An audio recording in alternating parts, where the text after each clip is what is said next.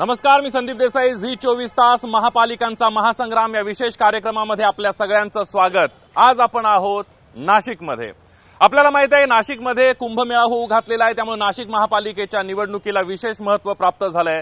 निवडणुकांचा कार्यक्रम जाहीर झाल्यापासून नाशिक शहर, नाशिकमधलं राजकारण या ना त्या कारणानं चर्चेत राहिलेलं आहे आणि त्या सगळ्या चर्चेला ऊत आला तो म्हणजे इच्छुकांनी घेतलेली आक्रमक भूमिका, पळवलेले एबी फॉर्म, कार्यालयांची केलेली तोडफोड. यामुळे नाशिक बऱ्याच वेळेला चर्चेत राहिलं. आपण बघितलं तर 2017ला या अगोदर नाशिक महापालिकेची निवडणूक झाली. 2022ला कार्यकाळ संपला. त्यानंतर प्रशासक राज होतं.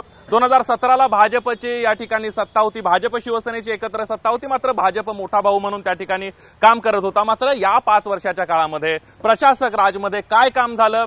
खरंच फक्त कुरघोडीच्या राजकारणामध्ये नाशिकचा विकास झालाय का? सर्वसामान्य नाशिककरांची भावना काय? तुम्हा सगळ्यांचं मनापासून स्वागत. एकदा टाळ्यांच्या गजरामध्ये या सगळ्या मान्यवरांचं स्वागत करूया आणि सर्वसामान्य नाशिककरांचं सुद्धा स्वागत करूया. या ठिकाणी आपण बघतोय 2017ला शिवसेना भाजपची युती होती आणि त्यानंतर प्रशासक राज होतं. सत्ताधारी ही मंडळी आहे. विरोधकांकडून मी पहिल्यांदा सुरुवात करणार आहे. मी काँग्रेसकडे जाणार आहे. खरंच 17 ते 22 मध्ये आणि 22 ते 25 मध्ये कशा पद्धतीने शहराचा विकास झाला आणि नेमकी शहरातली काय परिस्थिती आहे मी काँग्रेसकडनं जाणून घेणार आहे. खरं तर प्रशासकीय कारभार जो 3 वर्षापासून चालू आहे तर खरंच काम झालं आहे की नाही हे फक्त जळगावचे, गुजरातचे कॉन्ट्रॅक्टर सांगू शकतात किंवा जळगावचे नेते सांगू शकतात. कारण या शहरातील सामान्य जनतेला 3 वर्षामध्ये शोधूनही विकास सापडलेला नाही आहे. परंतु विक्रमी खड्डे मात्र आहेत, जे विश्वविक्रमी खड्डे जे कधीच बुजले जात नाही. हे नाशिकमध्ये मला वाटतं गिनीज वर्ल्ड रेकॉर्ड होण्यासारखे. त्यामुळे नाशिकचा विकास सांगणारे हे गुजरातमध्ये, जळगावमध्ये आणि अन्य ठिकाणी आहेत, पण नाशिक शहरात नाही आहे. हे नाशिक म्हणजे कंत्राटदारांचं भलं करायचा असा आरोप तुमचा आहे. बोला सानपजी, बोला. 2017ला या शहराला मी दत्तक घेतो असं माननीय मुख्यमंत्री म्हटले होते आणि या शहरात मेट्रो येणार होती असं म्हटलं होतं. एक खड्डा सुद्धा मेट्रोचा अजून झालेला नाही. सगळे मुद्दे आपण घेणार आहे. सीपीआय कडनं काय शहराची परिस्थिती आहे? शहरामध्ये कोरोना काळामध्ये महापूर घरात बसून राहिले. नगरपालिकेमध्ये अनेक लोकांचे जीव गेलेले आहेत. त्याचप्रमाणे ह्या नाशिक शहरामध्ये जे काही भूखंड खाण्याचं काम चालू आहे, तपोवनाचं यांनी विकेंद्रीकरण करून ते एका कंपनीला देण्याचा निर्णय घेतलेला आहे आणि पर्यावरणाचं वाटोळं केलेलं आहे. या सगळ्यामध्ये आपण परिस्थिती जाणून घेणार आहोत. तुम्ही सुद्धा सत्तेमध्ये होतात मागच्या काळामध्ये 2017 ते साधारणतः पक्षफुटीपर्यंत. काय नेमकी आता सध्याची परिस्थिती काय शहरातली? नाही, यांना 66 नगरसेवक दिले, यांना भस्म्या झालेला आहे. काल परवापर्यंत या शहराने पाहिलं की प्रत्येक जण पाहिजे. और 2012ला जेव्हा आम्ही सभागृहात होतो फक्त 14 नगरसेवक होते आणि नंतर ही अटलजी आणि वाजपेयींची भाजप राहिलीच नाही. ज्या पद्धतीने हा कुंभमेळा फक्त कागदावर आहे. अहो, नाशिक जिल्ह्यामध्ये अनेक उशाला धरणं आहे. आज सुद्धा पाण्याचा प्रश्न आहे, आरोग्याचा प्रश्न आहे, रस्त्यांचा प्रश्न आहे, बेरोजगारीचा प्रश्न. याच्यावर कोणी चकार बोलत नाही. डबल एबी फॉर्म, मारामाऱ्या.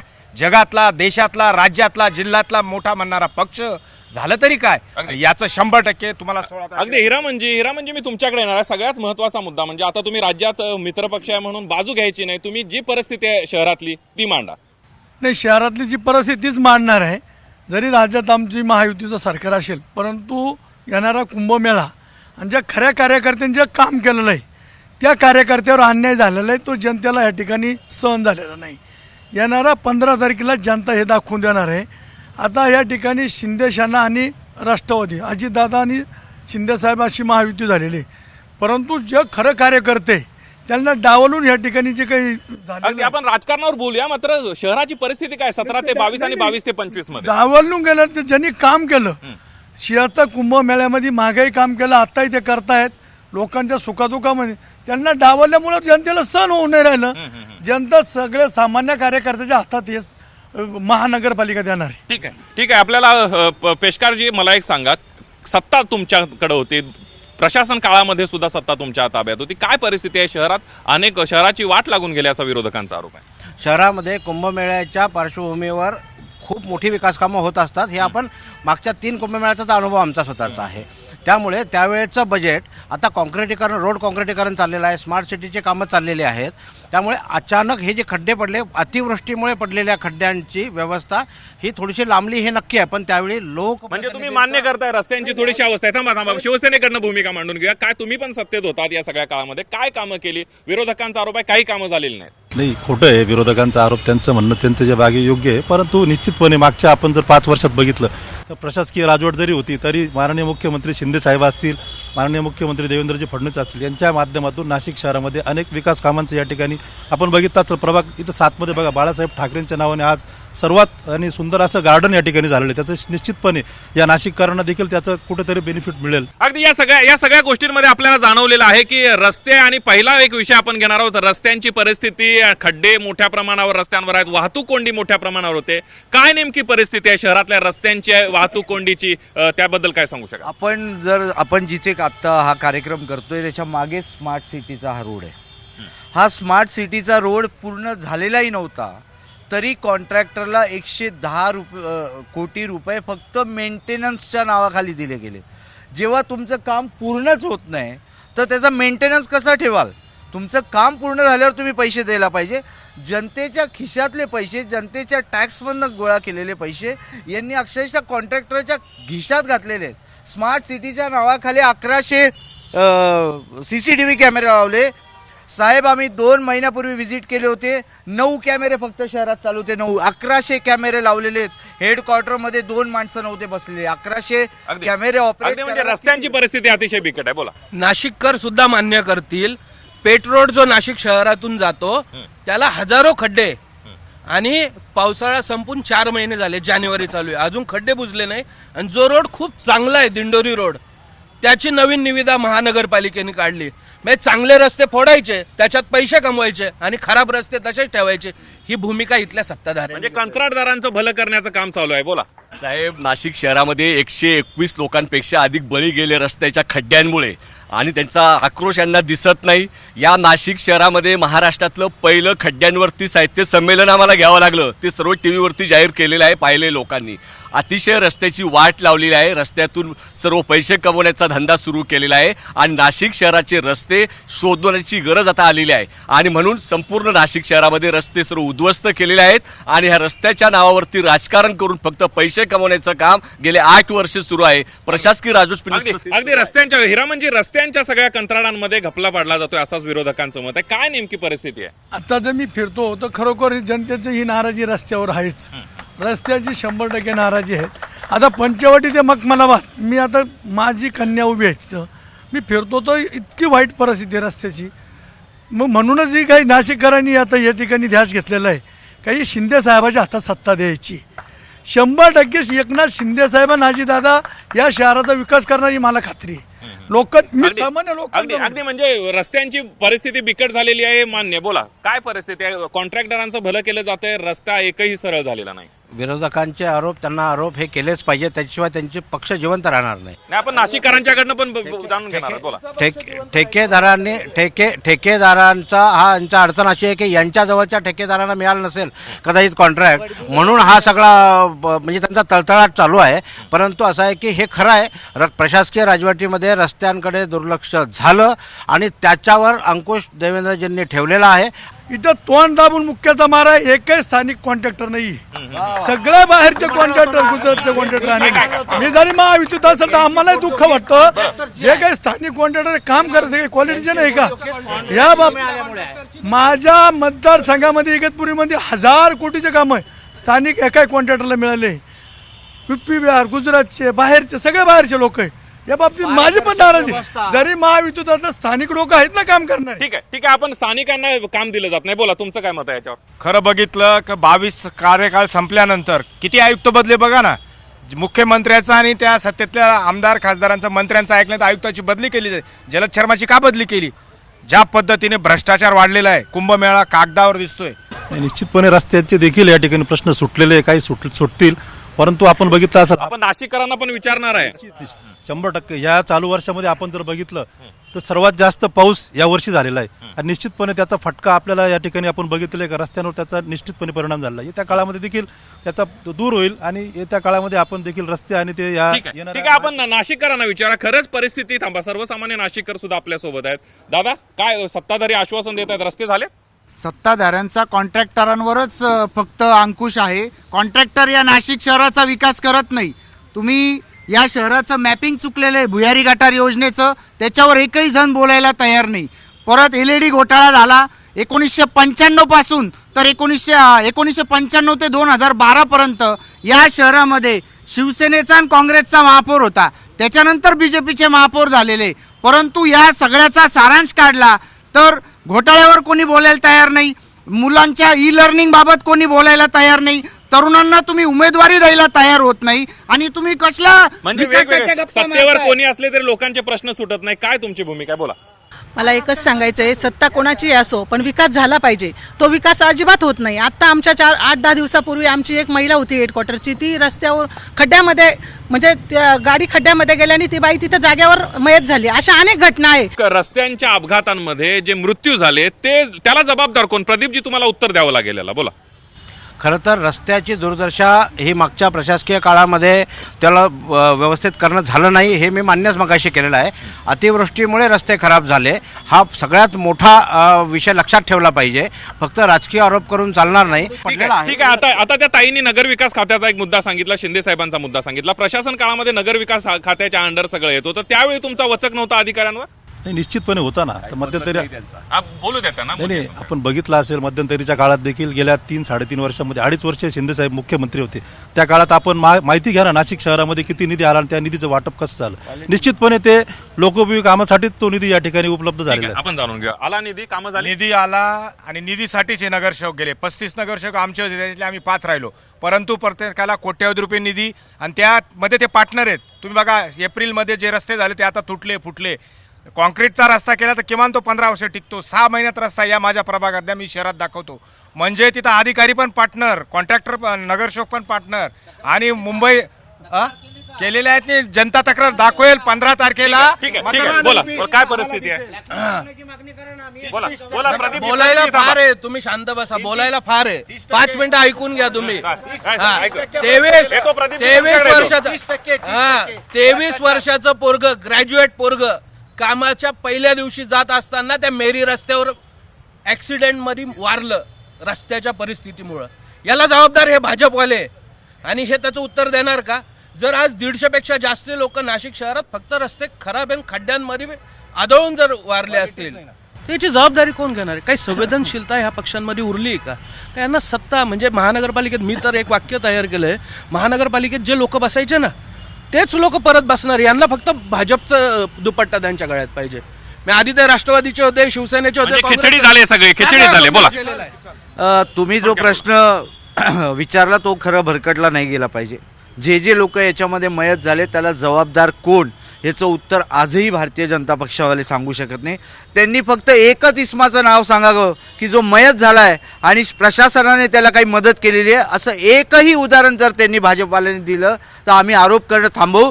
खरं तर दत्तक नाशिक घेतलेलं नाही, गिरीश महाजनांना CMनी दत्तक घेतलंय म्हणून ही परिस्थिती आहे. ठीक आहे. कोस्करची काय परिस्थिती आहे सगळी? या ठिकाणी जे काही सांगताय खरोखर आहे की जे आत्ता मी बघतो जे मृत्यू पावलेत खड्ड्यामुळं, आता 2027ला कुंभमेळा आहे आणि या ठिकाणी लक्ष दिलं पाहिजे. आता लक्ष देताच्या ऐवजी यांनी काय केलं, फक्त आमच्याकडे कोण येतं आहे, आमच्याकडे कोण येतं आहे, आमच्याकडे कोण आहे याच्याकडे लक्ष दिलं. विकास नाही, आरोग्य नाही, शाळा नाही, फक्त आमच्याकडे आवक. याच्यावर विकास होणार आहे का? माझं म्हणणं विकासाकडे लक्ष द्या ना. अगदी या सगळ्या आपण बघितलं, रस्त्यांची परिस्थिती काय, खड्ड्यांचा येणार आहे, सगळ्यांच्याकडे येणार आहे. दुसरा एक महत्वाचा, हे आपले काका आहेत, हे झाडे वाचवा. आपण माहित आहे की तपोवनातल्या झाडांचा एक मुद्दा मोठ्या प्रमाणावर गाजला होता, नाशिककरांनी विरोध केला होता, राज्यभरातून पर्यावरण प्रेमींनी विरोध केला आणि कुठेतरी त्याला स्थगिती मिळाली. काय तुमची मागणी आहे? तुम्ही हे तपोवनाच्या झाडांबद्दलच पोस्टर घेऊन आलाय का? तपोवनातले प्रभू रामचंद्रांच्या म्हणजे पदस्पर्शाने पावन झालेल्या भूमीमधले झाडं राखले जावे आणि ते आमच्या पर्यावरणाचे ऑक्सिजन. सत्ताधाऱ्यांच्याकडनं आणि ह्यांची विरोधकांची पण काय भूमिका आहे ते जाणून घ्या. CPI कडनं जाणून घ्या. हे झाडांचा सगळं वृक्षतोड चालली आहे, झाडं तोडून पर्यावरणाचा ऱ्हास करून कशाला विकास पाहिजे असं सर्वसामान्य नाशिककर म्हणतोय. साहेब, ज्यावेळेस नाशिकमध्ये महानगरपालिकेने नोटीस काढली की तपोवनाची आम्ही 1800 झाडं तोडणार आहोत, याच्यावरती भारतीय कम्युनिस्ट पक्ष एकमेव राजकीय पक्ष आहे की आम्ही हरकत नोंदवलेली आहे आणि त्या दिवसापासून रस्त्यावरच्या आंदोलनात आम्ही सहभागी आहोत. ठीक आहे, काय परिस्थिती आहे तपोवनातल्या झाडांबद्दल? काय तुमच्या पक्षाची भूमिका? कुंभमेळ्याच्या नावाखाली झाडं तोडायची आहे, त्यांना एक्झिबिशन सेंटर बनवायचं आहे, त्याचा कॉन्ट्रॅक्टर सुद्धा गुजरातचा आहे. आणि ही स्थगिती फक्त आचारसंहितेमुळे आहे. परत यांचा डाव आहे. परंतु आदरणीय माजी पर्यावरण मंत्री आदित्य ठाकरे साहेब आले त्या दिवशी जिल्हा प्रमुख म्हणून मी आणि आमच्या सर्व नेत्यांनी सांगितलं की आमचे सर्व उमेदवार आणि नगरसेवक ॲफिडेव्हिट देणार आहे की जीव गेला तरी चालेल, जीव का जाय ना शिवसेना उद्धव बाळासाहेब ठाकरे, एक झाड आम्ही तोडू देणार नाही. अगदी मनसेची काय भूमिका आहे? एवढं नाशिक शहरात आंदोलनं झाले, पूर्ण नाशिककर संतप्त होते. अजूनही भाजपचा एकही नेता म्हणत नाही का तपोवनातले आम्ही झाडाला हात लावणार नाही. आणि जे झाडं इम्पोर्टेड पालकमंत्र्यांनी आणले, इम्पोर्टेड पालकमंत्री जे आहे त्यांनी जे इम्पोर्ट करून झाडं आणले, एकच मिनिट, इम्पोर्टेड पालकमंत्र्यांनी इम्पोर्ट करून जे झाडं आणले 15 फुटाचे, ते 4थ्या दिवशी मेलेले दिसत आहे. ठीक आहे, काय खोसकरजी बोला. साहेब 100% काँग्रेसचा पण जनतेचा पण विरोध आहे का वृक्ष सपाट करून या ठिकाणी शहराचा कुंभमेळा भरू नये. सगळं या ठिकाणी समतोल तोल सांगून हे आता काही ठिकाणी लोकांना उद्ध्वस्त केलं, लोक रस्त्यावर आले. माझं म्हणणं या स्थानिकाला विश्वासात घेऊनच कुंभमेळा झाला पाहिजे. आज एवढा मोठा जंगल तोडलं. ठीक आहे, म्हणजे झाडं विकास करताना कुठलाही ऱ्हास व्हायला नको पर्यावरणाचा. मला सांगा, मोठ्या प्रमाणात आरोप होतो, नाशिककर नाराज आहेत, विरोधकांकडून आरोप होताना दिसतोय. कशाला झाडं तोडायला पाहिजेत हा प्रश्न आहे. स्थगिती दिली आहे, अद्यापही ते रद्द केलेलं नाहीये. खरं तर पर्यावरण प्रेमीच्या आंदोलनाला आमचाही पाठिंबाच आहे. ऐकून घ्या. पर्यावरण प्रेमींच्या हे स्पेसिफिक सांगतोय मी. सगळ्या विरोधकांच्या तुम्ही देणार नाही पर्यावरण प्रेमींनाच मी उत्तर देणार आहे. याचं कारण तुमच्या माहितीचा, तुमच्या ज्ञानाचा सन्मान ठेवून कुठलंही जुनं झाड जे मागच्या कुंभमेळ्यात होतं ते या कुंभमेळ्यात तोडणार नाही. जी झाडं झुडपं वाढली आहेत मधल्या काळामध्ये अतिक्रमण होऊ नये म्हणून त्या ठिकाणी काही झाडं विदेशी प्रजातीची लावलेली आहेत, ती मात्र नक्की तोडल्या जातील. ठीक आहे, बोला. तो जो हब करायचा आहे ना, तो त्यांनी MIDC करावा. बोला. आता मी एक वृक्षप्रेमी नागरिक आहे, नाशिकचा नागरिक आहे. आम्ही गेल्या 5-6 वर्षापासून, काही ज्येष्ठ नागरिक आहे हे गेल्या 10 वर्षांपासून वृक्षांच्या बद्दल इथे सेवा करत असतात. मान्य साहेबांनी आता जे सांगितलं की जी विदेशी वृक्ष आहे ती तोडलीच जाणार, हा जो आहे त्यांचा आम्ही तोडणारच. तर आमचं साहेबांना एक मागणी, साहेब तुम्ही बघत असाल की नाशिक महानगरपालिकेच्या एनकॅपमधनं जो मोठा निधी मिळाला होता नाशिक महानगरपालिकेला, त्या डिवायडरमध्ये टर्मिनेलिया मादागास्कर जो विदेशी गुलमोहरचा भाऊ, त्या गुलमोहरच्या प्रांतातनं आलेला टर्मिनेलिया मादागास्करचा जो वृक्ष आहे त्याची सर्रास संपूर्ण त्या डिवायडरमध्ये लागवड झालेली आहे. आम्ही भाजपाच्या कार्यालयातून भाजपाचं पत्र देऊन त्या उद्यान अधिकाऱ्यांना दिलं, तर तुम्ही ते वृक्ष ते काढणार का? विदेशी सर्व वृक्ष काढणार का? उत्तर घ्या. बोला. नाही काढला आतापर्यंत. आता यांना नाईस हब बनवायचा आहे, महापालिकेला किंवा या प्रशासनाला नाईस हब बनवायचा आहे. आता मला सांगा, कुंभमेळा फक्त तपोवनातला आहे का? कुंभमेळा हा संपूर्ण नाशिक शहराचा आहे. संपूर्ण नाशिक शहरामध्ये प्रभू रामचंद्रांचं वास्तव्य झालेलं आहे. जर नाही साबत जर यांना बनवायचा होता, यांची जर मानसिकता खरोखर प्रामाणिक आहे, तर मेरीकडे प्रचंड मोठी जागा आहे. आमच्या झोपडपट्टी परिसरातला तो परिसर आहे. म्हणजे ते गोरगरीब लोक ह्या कुंभमेळ्याचे पाईक नाही का? अशा परिसरात जर नाही साप बनवला तर संपूर्ण नाशिकचाही विकास होईल आणि संपूर्ण नाशिककर त्या कुंभमेळ्याचा आनंद घेतील. ठीक आहे, तुमचा मुद्दा कळा. बोला. खरं तर भारतीय जनता पार्टीने ज्या प्रभू श्रीरामाचं नाव घेऊन आत्तापर्यंत मतं मागितली, त्या भारतीय जनता पार्टीने तपोवनातलं प्रभू श्रीरामाचं पावन झालेलं जमीन ही तोडायला निघालेले. यांना विचारा, हे खरंच प्रभू श्रीरामाचे आहे का कोणाचे? अगदी आपण काही विद्यार्थी सुद्धा त्यांच्याकडे येतो, तुमच्याकडे जरा मागणं जाऊन येतो. बोला, काय नेमकी परिस्थिती आहे? तुम्हाला कोणाला बोलायचं आहे विद्यार्थ्यांना? बोला, ये पटकन. आज ज्याप्रमाणे या नाशिक शहरामध्ये त्या जामनेरच्या गिरीश महाजनने घोळ घातलाय, मी जळगाव जिल्ह्यातनं येतो, तो जळगाव जिल्हा या माणसाने पूर्ण नासधूस त्या जिल्ह्याची केली. झाडं तोडले, रस्ते केले आणि आता नाशिकची नासधूस करायला नाशकात आलाय. नाशिक झाल्यावर मुंबईत जाईल, म्हणजे असं करत करत ही भारतीय जनता पार्टी पूर्ण महाराष्ट्राला विळखा घालते. ठीक आहे आपण मुद्दा दुसरा घेऊया. बोलताई तुझं काय मत आहे? माझं नाव संस्कृती नितीन कातोरे. मी वाडीवऱ्यातनं रोज ये जाय करते. तर आम्हाला म्हणजे पेपर चालू असताना सुद्धा बसेस टायमिंगवर नसतात. खूप म्हणजे जायला पण खूप अगदी उशीर होतो. म्हणजे सार्वजनिक वाहतुकीचा प्रश्न निर्माण झालाय. दादा येतो तुमच्याकडे, थांबा. सार्वजनिक वाहतुकीची अवस्था काय? सार्वजनिक वाहतुकीची अवस्थाच याच्यामुळे झाली. एक तर रोड चांगले नाही, दुसरी गोष्ट पार्किंगची व्यवस्था नाही. सिटी लिंक बसेसमुळे या शहरातील लोकांची हक्काची बस सेवा गेलेली. ठीक आहे बोला. अगोदर एका कोपऱ्याहून दुसऱ्या कोपऱ्यात शहरात 20 मिनिटात जाता यायचं, आता 1-1 तास लागतोय. या शहरात मेट्रोची घोषणा 8 वर्षापूर्वी झाली. ती काय पुढच्या 20 वर्षानंतर इथं मेट्रो करणार आहे का? बोला. रिझर्वेशनचे जे प्लॉट्स होते ते बिल्डरांच्या घशात घातलेले आणि ह्या नाशिक महापालिकेमध्ये कोट्यवधी रुपये, शेकडो कोट्यवधी रुपयाच्या, हजारो कोट्याचा घोटाळा झाला आणि रिझर्व्ह जे प्लॉट होते पार्किंग, त्या सर्व हा गोंधळ हा बिल्डरांनी केलेला आहे आणि 100% याला 100% कारणीभूत भाजप. बोला दादा, तुमचं काय मत आहे? सध्या नाशिक जिल्ह्यात एक सार्वजनिक वाहतुकीचा एक मुद्दा सांगा. नाही, माझा वेगळा मुद्दा आहे. सध्या नाशिक जिल्ह्यामध्ये एक परजिल्ह्यातील नेता आहे, हुकुमशाही पद्धतीने स्वतःचा पक्ष पण चालवतोय आणि नाशिक जिल्ह्यातल्या जनतेवर तुगलक निर्णय पण लागतोय. परंतु येत्या महापालिका निवडणुकीत नाशिक जनता या हुकुमशाहीपर्यंत उखडून फेकून शिंदे साहेबांच्या. ठीक आहे आपण बघूया. दादा काय मुद्दा आहे तुमचा? बोला थोडक्यात बोला. नाशिकचा हा विकासच झालाय. नाशिकचा फक्त भाकाच झालेला. उद्योग धंदे काय असेल ते सगळे गुजरातला नेऊन त्यांनी ठेवलेले. नाशिकचा एकही मंत्री त्याच्यावर ऑब्जेक्शन घेत नाही, काहीच बोलत नाही. त्यांना फक्त स्वतःचे घरं भरायचे. ते आमदार असो, खासदार असो, नगरसेवक असो, जे गुन्हेगार होते त्यांना सुद्धा यांनी प्रवेश केला बीजेपी मध्ये. बोला मावशी, तुम्हाला मुद्दा मांडायचा. इकडे या ना, इकडे या. कुंभमेळ्याची कामं झालेत. बोला. मी एवढंच सांगू शकते की जे लाडके बहिणीला जे 1500 रुपये देत आहे ते बंद करावे. त्यांना तुम्ही लाचार करून आणि मतं घेतायत. का घेतायत ते मतं?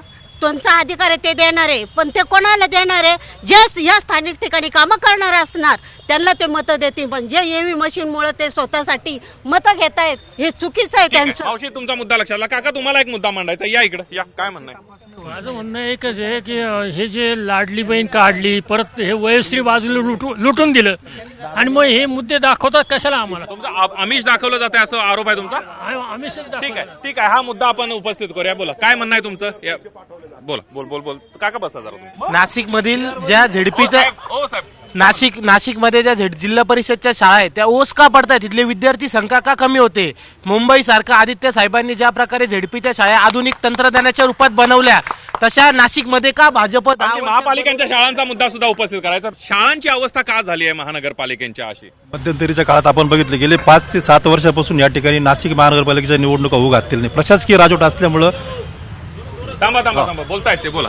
प्रशासकीय राजवट असल्यामुळं आपण बघितलं असेल मागच्या काळात, आपण बघा ना, मागच्या 15 ते 20 वर्षाच्या काळामध्ये आजही जिल्हा परिषद आमचे शिक्षण सभापती या ठिकाणी कुठले बसले, त्यांनी सांगितलं की त्या टायमाला महानगरपालिकेची शाळा व्यवस्थितरित्या या ठिकाणी शहरामध्ये कार्यरत होता. आता येत्या काळात देखील आधुनिकरण होऊन ठीक आहे. शाळांची अवस्था सत्ताधारी आश्वासनं देत आहेत. ज्या पद्धतीने 2014 मध्ये केंद्रात राज्यात सत्ता होती आणि जे आश्वासन शिक्षणाकडे लक्ष दिलं जाईल, परंतु 66 नगरसेवक भाजपचा महापौर असताना वेळोवेळी आम्ही सभागृहामध्ये सांगितलं की महानगरपालिकेच्या शाळेमध्ये पण त्यांचं क्वालिटीकडे लक्ष नाहीये. भाजपचं काय विजन आहे नाशिकसाठी? भाजपचं विजन विकसित नाशिक, विकसित महाराष्ट्र.